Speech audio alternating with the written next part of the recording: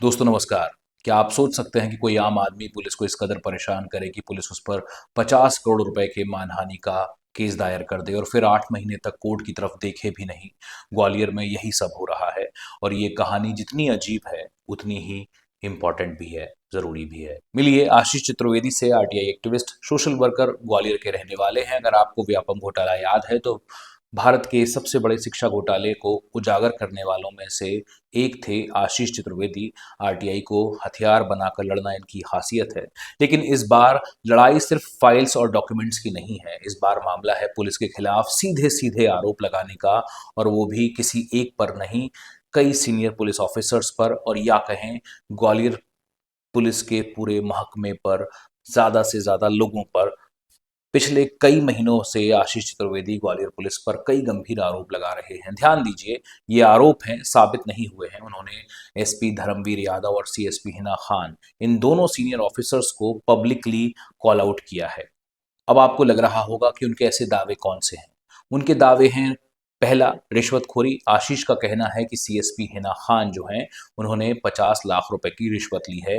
वो यहाँ तक दावा करते हैं कि उनके पास कुछ ऑडियो रिकॉर्डिंग्स भी हैं और इनके ट्रांजैक्शन की जानकारी भी है। जबकि दूसरा जो दावा है वो है जबरन वसूली करने का, धमकी का। आशीष के अनुसार पुलिस लोगों को डराकर उनसे पैसे ऐंठ रही है, इसके भी सबूत उनके पास हैं।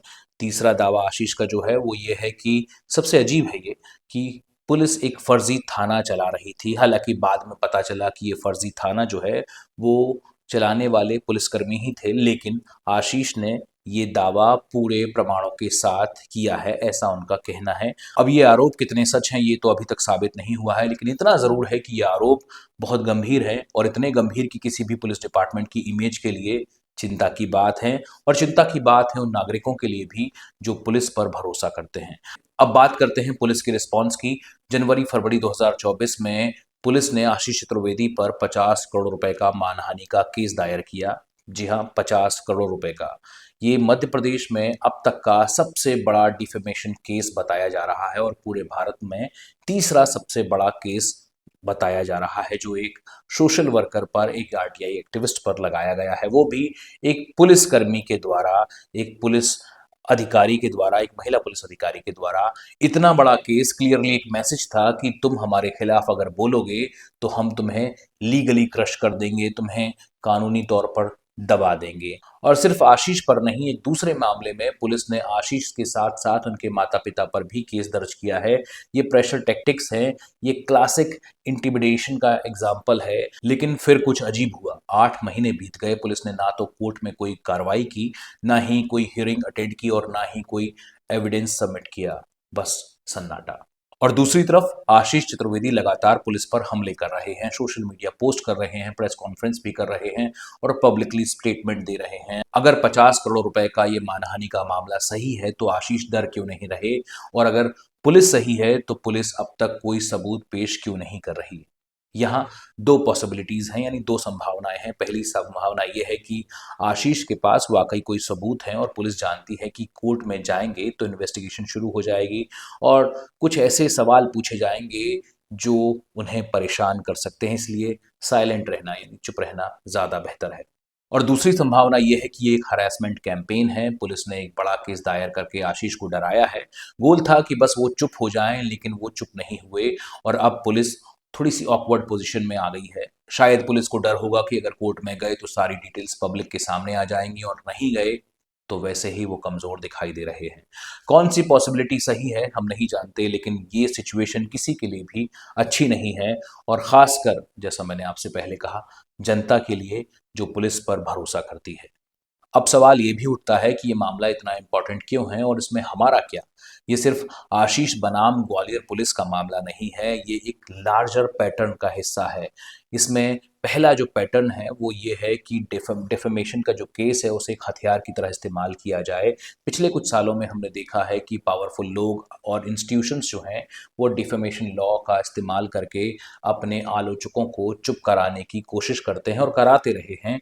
ह्यूज अमाउंट्स, मतलब इतना पैसा मांगा जाता है कि सामने वाला डर जाए। 10 करोड़, 50 करोड़ ऐसे केस में डाल दिया जाता है कि जहां गोल जो है, मतलब जो उनका उद्देश्य है, वो कन्विक्शन नहीं होता है, बस गोल उनका जो होता है, उद्देश्य होता है, वो होता है डराना, सामने वाले को डराना ताकि वो चुप हो जाए। और दूसरा पैटर्न ये है कि आरटीआई एक्टिविस्ट को अंडर प्रेशर लेकर आना, जो लोग सिस्टम से जवाब मांगते हैं, उन्हीं पर केस कर देना, उन्हीं को थ्रेट्स देना, उन्हें धमकियाँ देना, उन पर हमले करना थ्रेट्स के माध्यम से। सवाल ये है कि अगर अधिकारी जवाबदेह हैं, तो सवाल पूछने वालों को डराने की ज़रूरत क्यों है? और एक तीसरा पैटर्न भी है, जो है सिस्टम पैरालिसिस।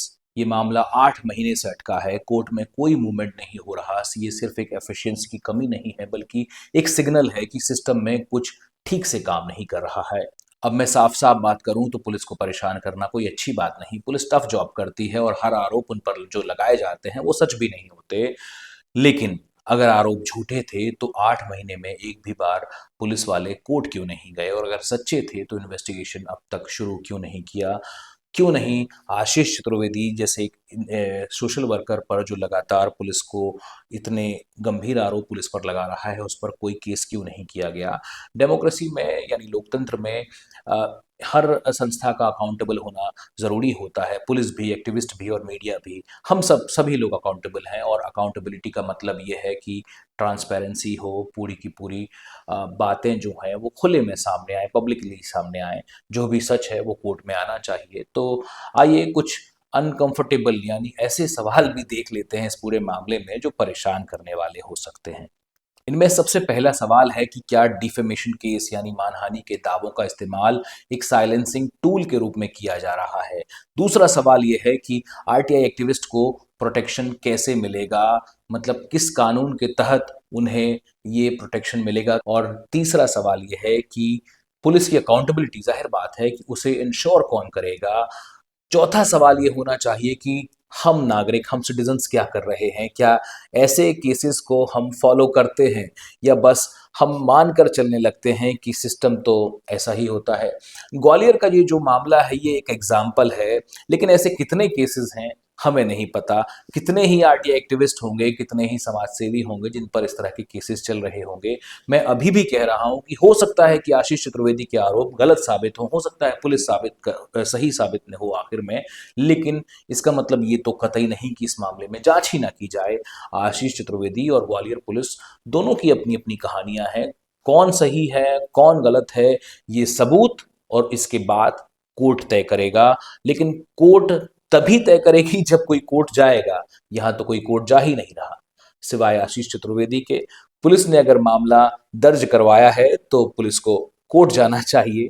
50 करोड़ का केस हो गया है, 8 महीने बीत गए हैं, तमाम आरोप पुलिस पर लग रहे हैं, और आशीष पर तमाम तरह की जो हैं वो भी धाराएं लगा दी गई हैं, उनके ऊपर तमाम तरह के आरोप लगा दिए गए हैं। लेकिन इसके बावजूद कोई कार्रवाई किसी ओर से नहीं हो रही है, ज़ीरो प्रोग्रेस है। इसका मतलब या तो यह है कि ये केस जो हैं वो केवल डराने के लिए किए गए हैं, या फिर इसका मतलब ये है कि लीगल सिस्टम जो है हमारा, वो भयंकर तरीके से धीमा हो चुका है, स्लो हो चुका है, और इतना कि अब न्याय की उम्मीद शायद थोड़ी-सी कम हो जाएगी।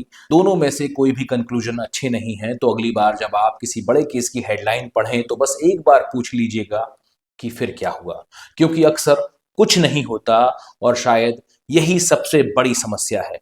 मैं आदित्य हूँ। अगर ये मेरा एनालिसिस आपको ठीक-ठाक लगा हो, अच्छा लगा हो, और तो इसे लाइक और शेयर कीजिएगा। अगर अच्छा ना लगा हो तो भी मुझे ज़रूर बताइएगा, और अपनी राय इस पूरे मामले पर ज़रूर दीजिएगा। अगर ऐसे ही वीडियोज़ आप मेरे देखना चाहें तो मेरे चैनल को सब्सक्राइब ज़रूर कीजिए, और बताते रहिए क्या करना चाहिए। शुक्रिया। हाँ, एक और बात, स्टे क्यूरियस, स्टे क्वेश्चनिंग।